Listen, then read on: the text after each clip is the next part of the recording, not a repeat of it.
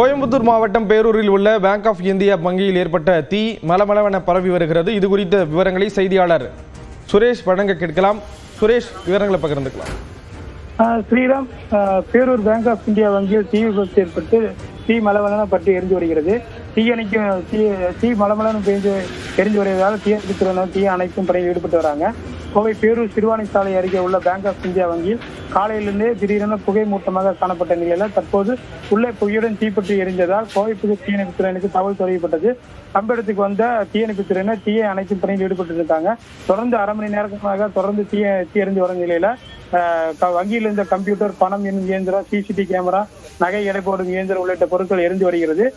ஏற்கனவே கோவை புதூரிலிருந்து தீயணைப்புத்துறையினர் வந்த நிலையில கோவை ரயில் நிலையத்திலிருந்து தீயணைப்புத்துறையினர் தற்போது இன்னொரு வண்டியில தீயை அணைக்கும் பணியில் ஈடுபட்டு இருக்காங்க. கோவை மாவட்டம், அதாவது டிஎஃப்ஓ புழுகாண்டி தலைமையில 12க்கும் மேற்பட்ட தீயணைப்புத்துறையினர் தீயை அணைச்சிட்டு வராங்க. பேரூர் பட்டீஸ்வர் கோயில் அருகே இப்போ பேங்க் ஆஃப் இந்தியா இருக்கிறதுனால தொடர்ந்து தீ எரிஞ்சிட்டு வருது. அதே போல அருகில பேக்கரி, கல்யாண மண்டபம் உள்ளிட்ட கடைகள் இருக்கிறதுனால உடனடியாக வேற எது அசம்பாவிதம் ஏற்படாம இருக்கிறதுக்கு 12க்கும் மேற்பட்ட தீயணைப்புத்துறையினர் இருபுறமும் நின்று தீயை அணைச்சு வருகிறாங்க. அதே போல சிறுவாணி சாலையில தொடர்ந்து போக்குவரத்து பாதிப்பு ஏற்பட்டு வந்துட்டு இருக்கு. ஸ்ரீராம்,